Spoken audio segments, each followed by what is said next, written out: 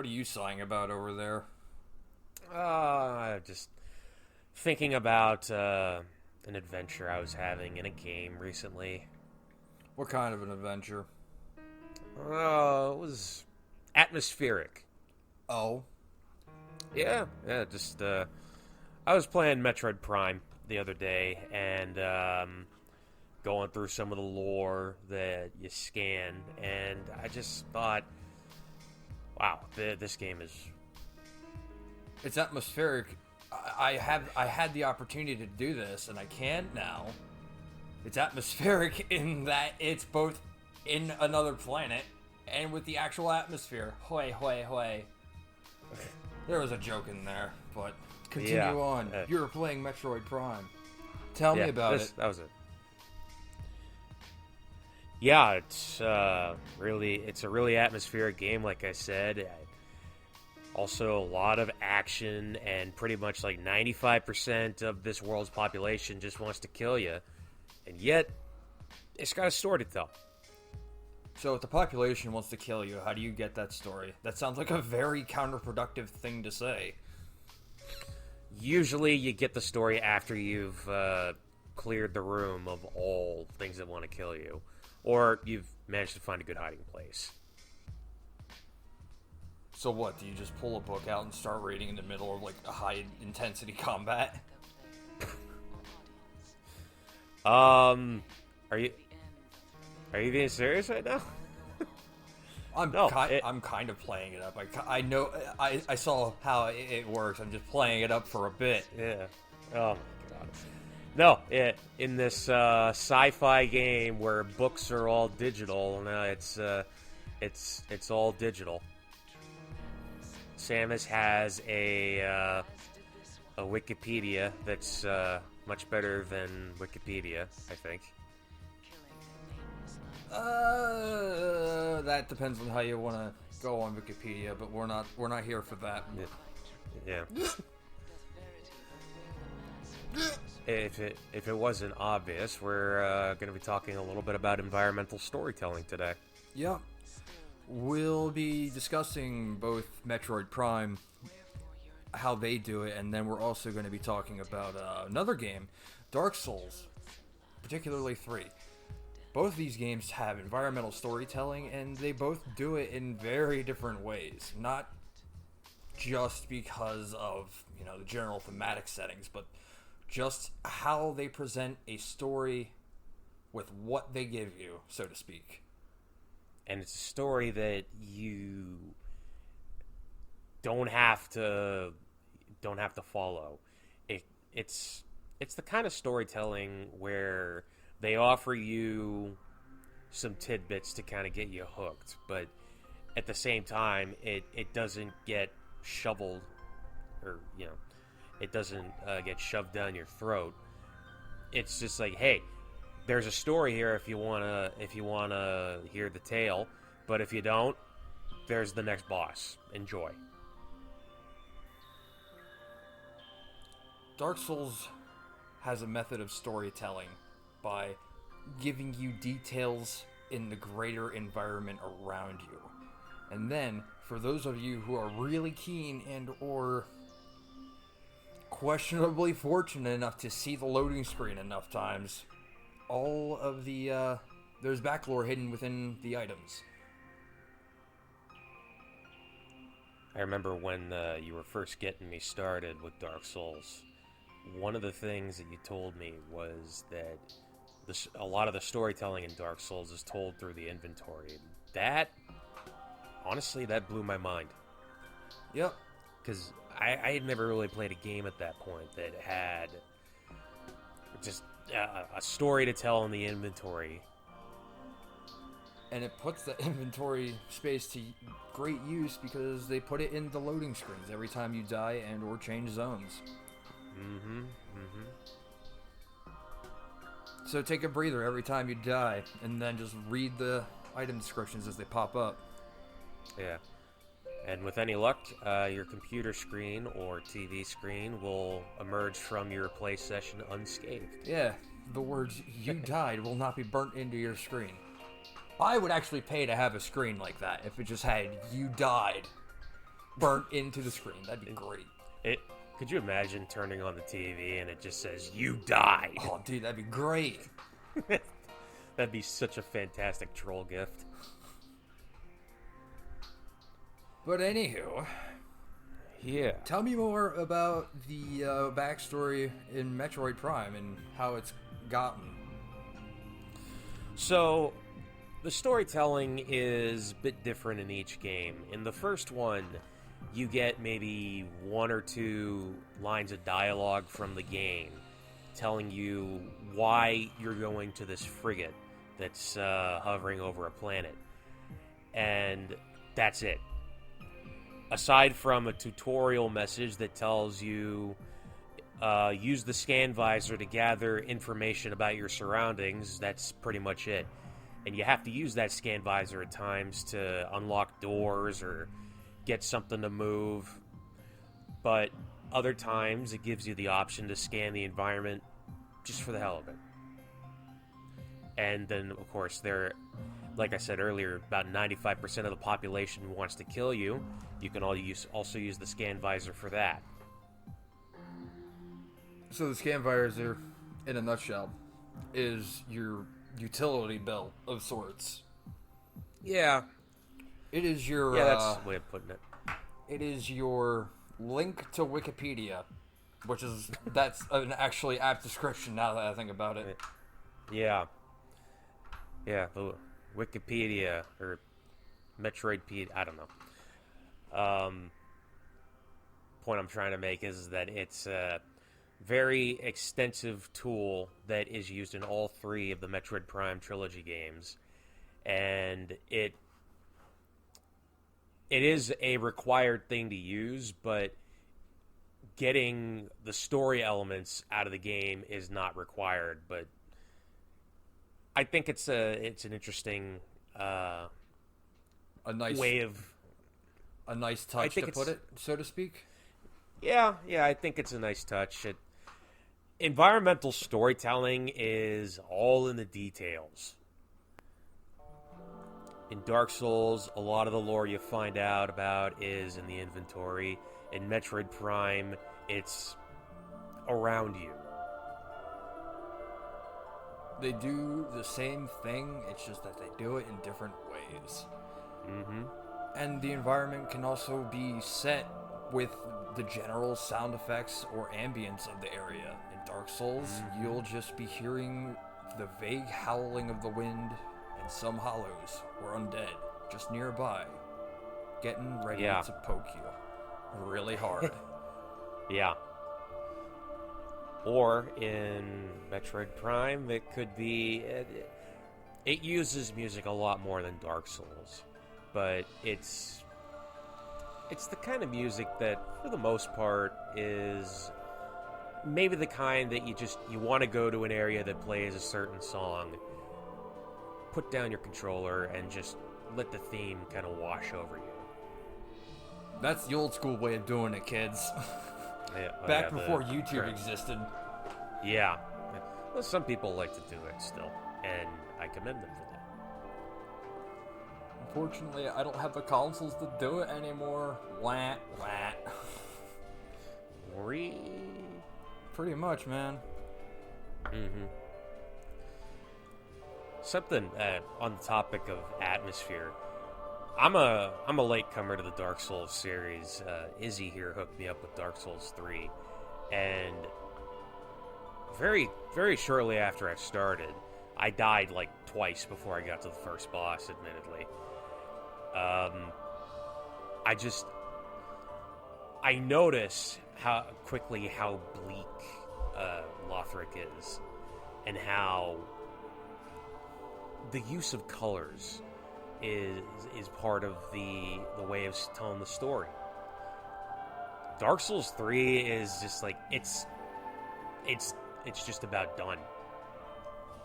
That was the general philosophy Miyazaki had going into it. He wanted it to be the last one, if not for good, at least for a very long time. Mm-hmm. And it's in a way, it's kind of Miyazaki telling the players, just make your own story. Which some might see it as, you know, a way out of actually making an engaging story, but it's the third game. The franchise is really successful, and it's not always a bad thing to leave it to the players to kind of come up with their own story. Why are you bothering with this world that's on its deathbed? Why not? Why take up the sword and try and bring a little bit of hope back to this very, very, very hopeless world? Not just hopeless, but it's obviously on its death knell. Why? Mm-hmm. One of the questions that a player could ask him is obviously, as you just stated, but on the other hand, there are some players who would bring about the dark for their own story's sake. Mm. In a way, I guess Dark Souls is probably one of the better RPGs in that it lets the player make their own ending with what they're given. Mm-hmm. And I know that there are people out there who will make their own stories in games that have much more engaging lore, like, say, Elder Scrolls and Skyrim Grandma. She makes a lot of different characters for Skyrim and just has a good time role-playing those characters. Mm-hmm. But continue on.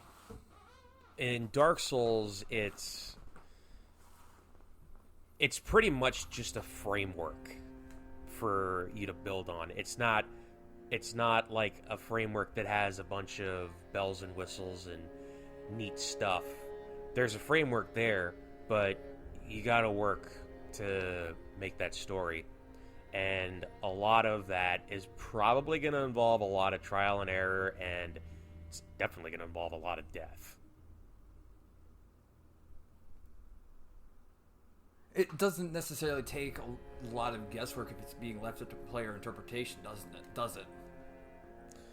Player interpretation is a very interesting beast indeed. In a game like Dark Souls and probably even Metroid Prime, player interpretation winds up being very strong, and in a way it can kind of spoil what's coming for the future. Not like the surprise of it itself, because the surprise is still there, it's just there for a different reason. Yeah, all the work you put, or not necessarily the work, but all the guesses that you've made, all the conclusions that you've tried to come up with, you find out that they're just null and void. And that is assuming that they're even addressed. Dark Souls. Or they wind up being true. How would that be a ruin of the surprise, though? It's a ruin of the surprise if it's true because you already know the answer, but the surprise is there because, holy crap, I was right. Kind of like that. Alright, that makes more sense.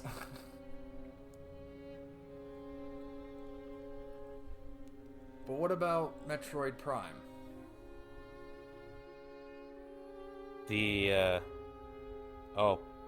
There's not really very much in terms of guesswork in Metroid Prime, as far as I know, because the way the story is being told is, in the first game, you're going to a planet because you're going to a frigate first because there was a distress signal that was sent out from there.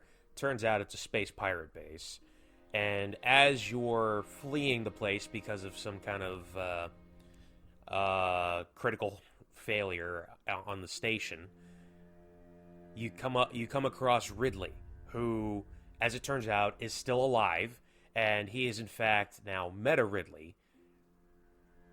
And since Ridley is, of course, a big bad guy of the Metroid universe, Samus chases him down to the planet. While you're on that planet, Samus will eventually come to find out that there is a pirate presence there, and they're working on something called Phazon, which is a mutagen. And it's mutating the entire population, and the pirates are trying to figure out how to make use of it for war, because the space pirates are like that. And it's up to you to take it out. Hopefully cut off the source. In Metroid Prime 2, however, there's like almost a complete deviation from that. And instead, it's not the focus of the Phazon, it is the focus of a planet that is in a dimensional flux. That it's got a light side and a dark side. And the Phazon that is mentioned in it is being absorbed by Dark Samus, who was actually Metroid Prime in the first game, the final boss. And you don't find that out until after you beat the game and got all of the collectible upgrades that you could get. Which Metroid Prime did you find this out in? That Dark Samus is Metroid Prime? Yeah. At the very end of the first Metroid Prime, and that's if you got all the collectibles. And does that include lore bits? No. No, it doesn't. It's just the energy tanks, the missile expansions, and various upgrades that are both required and optional throughout the game for Samus's weapon arsenal. Yeah, that makes a lot of sense, actually, because back then, you probably got more accomplishment by finding them, because the internet didn't exist back then. You couldn't just look them up. But on that note, do you have any examples of the journal entries for us? Share with the class. We've codified the newfound energy source as Phazon, a V-index mutagen of which we have very little reliable data. Indications point to a meteor of unknown origin impacting approximately 20 years ago, which led to the Phazon expulsion into the environment. The material itself appears to possess very lifelike characteristics, mutating organic life forms strong enough to withstand its poison. These mutations, however, appear promising, with abrupt evolutionary leaps appearing in a single generation's reproduction. Plans to establish a full science team on Talon 4 are being finalized as of this log entry. Confidence is high regarding Phazon applications. We know enough about the Phazon now to begin combining it with space pirate DNA. The codename of this venture will be Project Helix. Preliminary studies indicate that Phazon infusion could produce radical new pirate genomes. Benevolent mutation levels are high in current test subjects. The Phazon madness is a concern, but refinements in the infusion process should reduce or even neutralize the odds of mental degeneration. It's Metroid Prime's storytelling as a whole is very... It's optional. But in Metroid Prime 2, the story is given to you a bit more... not forcefully, but it helps along the way. And in Metroid Prime 3... it's a lot more objective driven. You don't wander around as much as you do in the first two games, which admittedly I like. Yeah, and you said there was a lot of backtracking in the first two. Oh yeah, there is a lot of backtracking, and I know it's part of the Metroid experience, but when in Metroid Prime, there was no fast travel whatsoever. In Metroid Prime 2, there is fast travel, but it's extremely limited. And in Metroid Prime 3, fast travel is a lot easier to do because you make use of the ship so much more.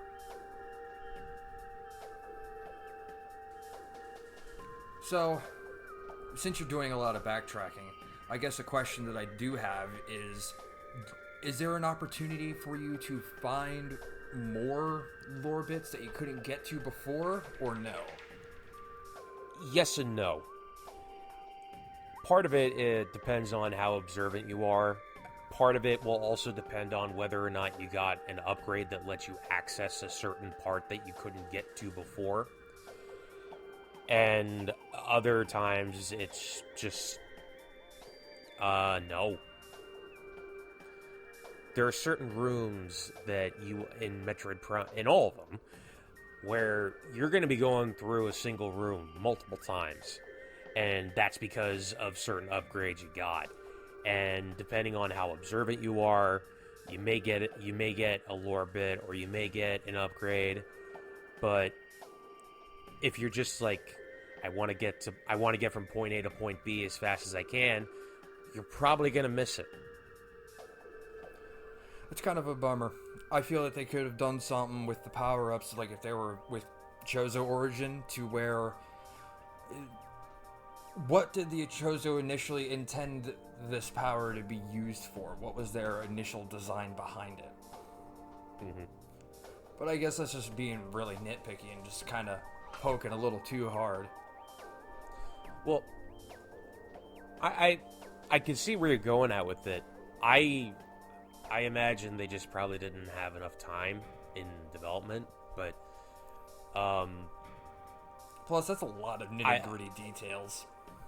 Yeah, and a lot of nitty-gritty details can be seen in games now, but during the GameCube era, I think it really depended on the game.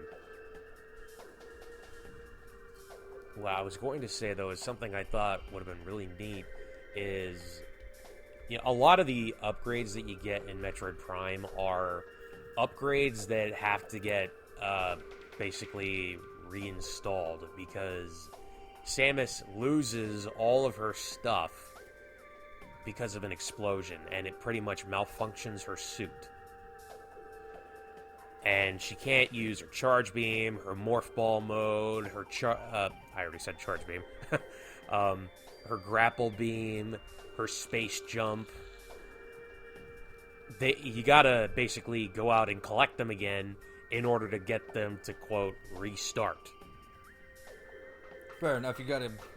Data's corrupted. You can't really make data if it's, you know, all X's instead of zeros or ones. Yeah. And I figured that if there was ever a time to, you know, do a little bit of Chozo lore about that for Samus's suit, it could be during, like, when you get that piece back. There's a logbook, and Samus has various notes on the upgrades you get, but they're more for practical use. Like, you can use this beam weapon to open various doors and destroy various material. I remember when this Chozo told me about this upgrade. He really liked it. Or another one that said that he didn't like the upgrade itself, but he found it to be a necessary evil. Or another Chozo that said something crazy. I mean, every race is going to have their nuts, let's be honest here. Dark Souls kind of does something similar with how it invokes an emotion out of you when you first meet any given NPC. Given their disposition, how they speak, their mannerisms, just their general inflection, that in and of itself kind of hints in a way towards what kind of a story they may or may not have. I don't know. It leaves a lot for you to kind of build upon. The NPCs in Dark Souls always kind of made me feel a little uneasy with how they act, save for the Priestess of Flame. The Firekeeper? Yeah, the Firekeeper. What? Even Andre? The blacksmith? Andre. Yeah, just a little bit. Like, they all kind of, it feels like they've all just kind of resigned themselves to the end of the world, and now they're kind of waiting it out, and the wait is making them a little insane, because Andre the blacksmith the shopkeeper hag, pretty much any NPC you're done talking to has this little chuckle. And it's a little unnerving, not gonna lie. That's been a trend since, I believe, if not Demon's Souls, it's been a trend since the first Dark Souls. Oh. Most characters have a chuckle to them. It's a little unsettling. Hey man, dark times are ahead, you gotta laugh. Yeah, that's true. That's true. Even if it's very fake, empty laughter. Yeah. As we do it ourselves, oh my lord. I sort of alluded to this earlier, but most NPCs from the Soulsborne series don't interact too much with the main plot of the game, outside of acting as summonable allies for certain boss battles. And they're usually by self-motivated means. What kind of... For example, there are a total of 4 spellcaster teachers, just for lack of better term.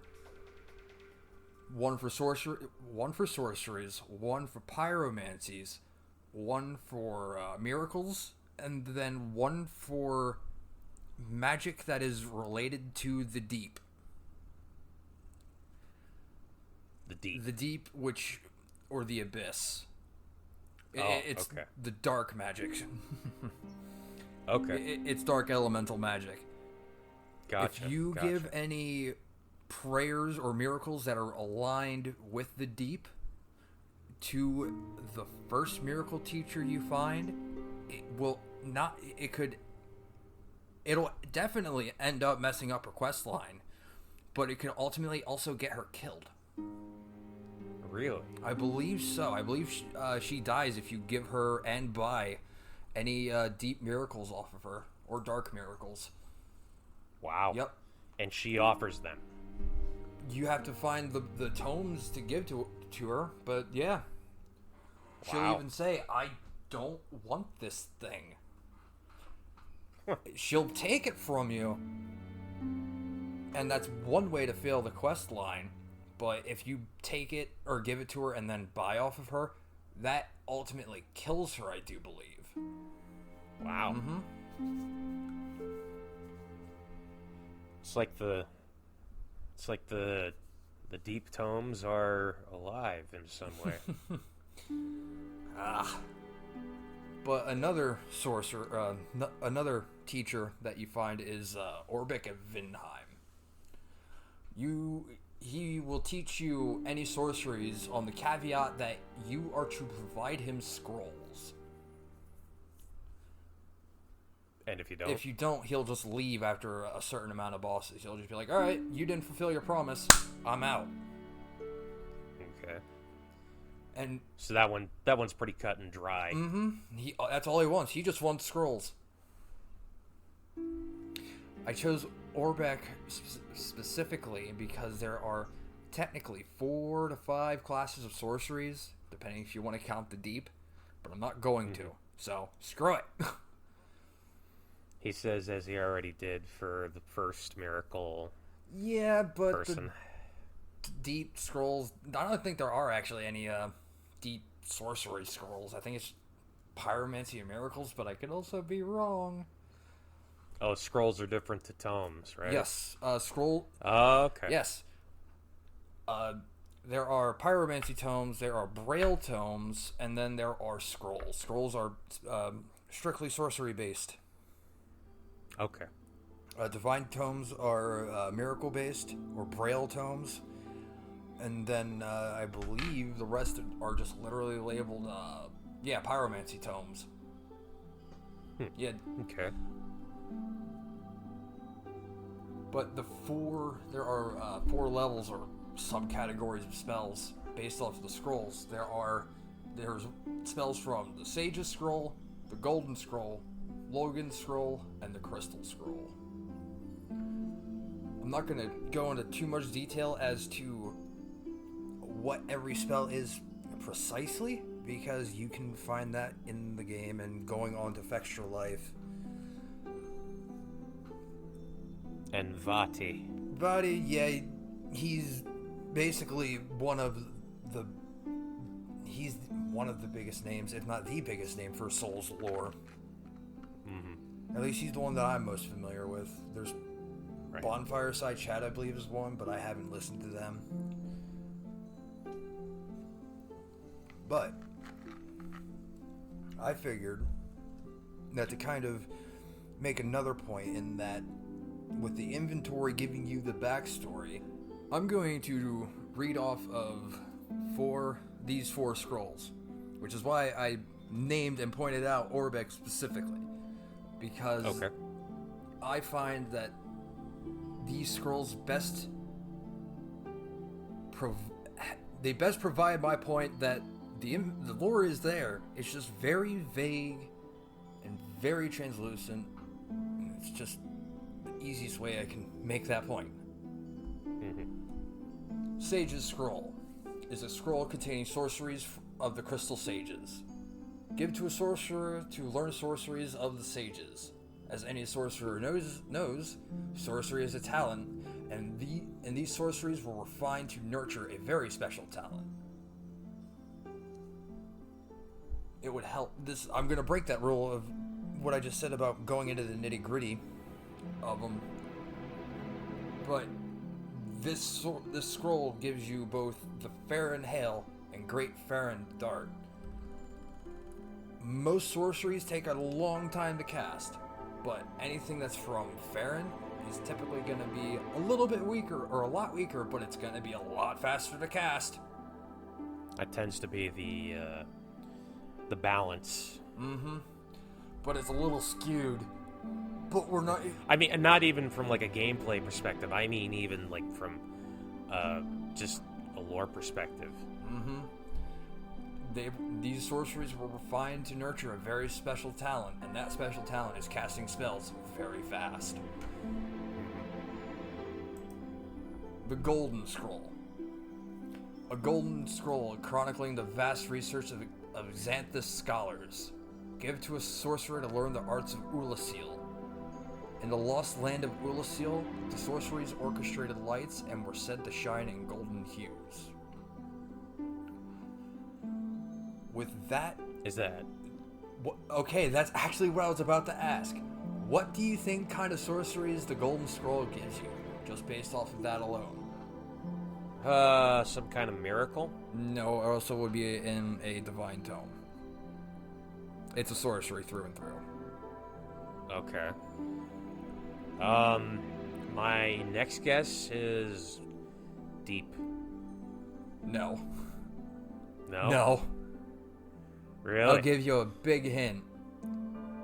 In the lost land of Ulasil, the sorceries orchestrated light and were said to shine in golden hues.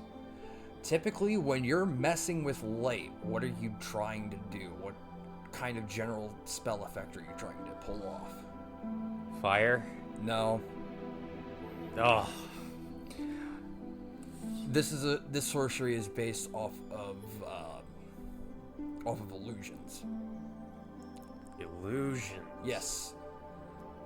You can make a light around you. You can hide your weapon. You can hide your body.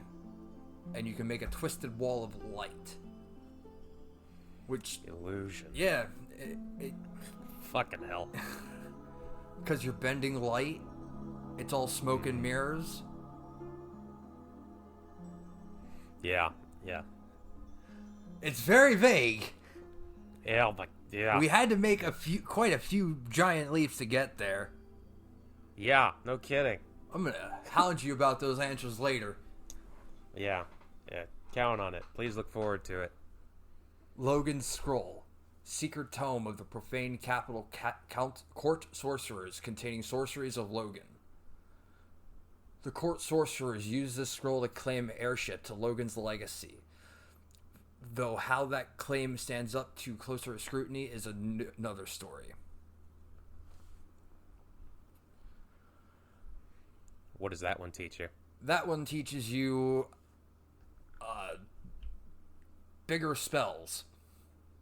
Bigger spells. Yeah. I was mistaken. Originally I kind of thought that the Souls games didn't quite intertwine with each other in terms of their storytelling, I'm kind of mistaken. Because Logan was a thing, I believe, in Dark Souls 1. He was an NPC you could find, teaches you advanced sorceries. Goes by the name of Big Hat Logan. Dude has a big hat. Big Hat Logan. Yeah. Oh my god. And I mean, I think it would make sense that there might be like some mentions of the previous games in Dark Souls 3. It doesn't seem far-fetched. yeah, I just didn't realize like how much of it was there, you know what I mean? Yeah. Man, Well, research failure on my part, super A+. But the spells it teaches you are called Soul Spear and Homing Soul Mass. Big spells. This is the most self-explanatory one of them all, is that like it kind of tells you what kind of sorceries you should be looking at learning from this. The Crystal Scroll. Secret Crystal Scroll of the Grand Archives of Lothric. These sorceries are the work of the Pale Drake, Seath the Scaleless, whom Logan is said to have met, a branch of sorcery that has been carried on by the Crystal Sages. Crystal Sages, I wonder what kind of spells I'll be getting from that. Yeah. Crystal stuff. Yep, Crystal Soul Spear, Crystal Magic Weapon, Homing Crystal Soul Mass. Boy howdy, come on down to Dreb's Wholesale Jewelry Store. We got crystals on sale. Yeah. We also got a nice assortment of furniture made of crystal, and weapons made of crystal, and masks made of, you guessed it, ashen wood. Ashen Wood? Yeah, why not?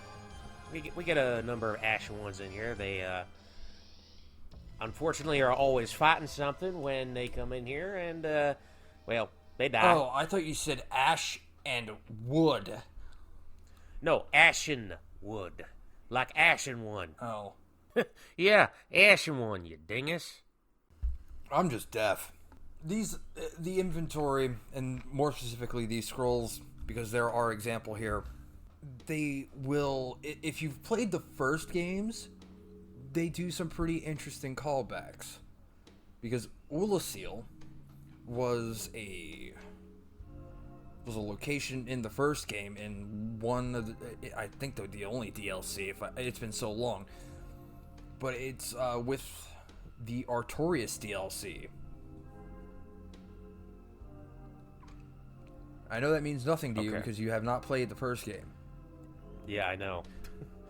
But I'll get there, I promise. yeah, Ulasil is a place that has been renowned for its golden sorceries, and which are, by its very nature, illusory. And that is all detailed within the inventory, spanning, apparently, back to Dark Souls 1. I forgot how interconnected this was. It would be nice if they were all contained stories, but nope. Nope, they gotta cock tease us. But that's the beauty of it. It kind of, it's less environmental storytelling in that regard, and more of a historical storytelling. Well, historical storytelling is environmental storytelling to a point. I mean, when you go into a ruin, what's the first thing you want to do? I'm gonna loot that son of a bitch. All right, asshole. What is the second thing you want to do when you enter a ruin? Loot more? Question mark? What is the fifth thing you want to do after you Keep looting! No, I want to know what happened there. I want to know. There is a beauty to ruin, and I want to know how this beauty became to be. And it's one of those things where you have to stop and smell the roses. Or in this case, stop and look at your frickin' inventory. Yeah. Maybe. Yeah. Well, I mean, you know, there are some games that'll go the extra mile and put up like some kind of hieroglyph or painting in a ruin just to really whet that creative appetite on the player if they go for that kind of thing. But there's also a little extra spice within the whole inventory telling the story a bit. and it also adds on to the environmental storytelling as a whole.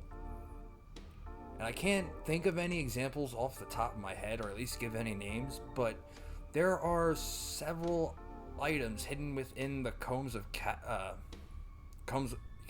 Carthus, I think it was called. Yeah, Catacombs of Carthus. Combs of Cata. Do Do you want to repeat that one again? Catacombs. Combs of what? Catacombs of Carthus. I'm sorry, I had to. With the general layout of the Catacombs of Carthus, if you go down to like some of the lower levels, you'll see that the whole place is, some of the floors, the floor is literally lava. Mm-hmm. And then some of the general architecture is similar to another area in Dark Souls 1 called Lost Izalith. And then after you go into the Smoldering Lake from those catacombs, you see more architecture from the Lost Izalith area that I just mentioned. The deeper you go, the more similar it looks. It's not named anything close to Lost Izalith, obviously, and there's no real other telltale signs of it being Lost Izalith other than some of the architecture and some of the corpses you find littered within. Mm-hmm. It gives you just enough hint to say, hey, maybe this is Lost Izalith, maybe it is not. I mean, to be honest, that kind of sounds like I know that there are stories where an empire was destroyed, and on that ruin, another one rose. So it could be very possible that is Izalith, but the thing about that is there's never any confirmation.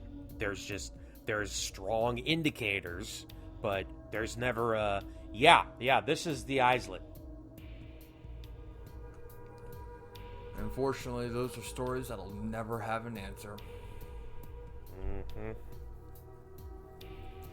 So, on that note, this has been Dense Duo Discussions, reminding you to stop a minute and smell the roses. Assuming that those roses are actual roses, otherwise you might want to hold your breath because the air gets super dodgy down there. Yeah, that is true. Have a wonderful day, everybody. Toodaloo, guys. Stay safe.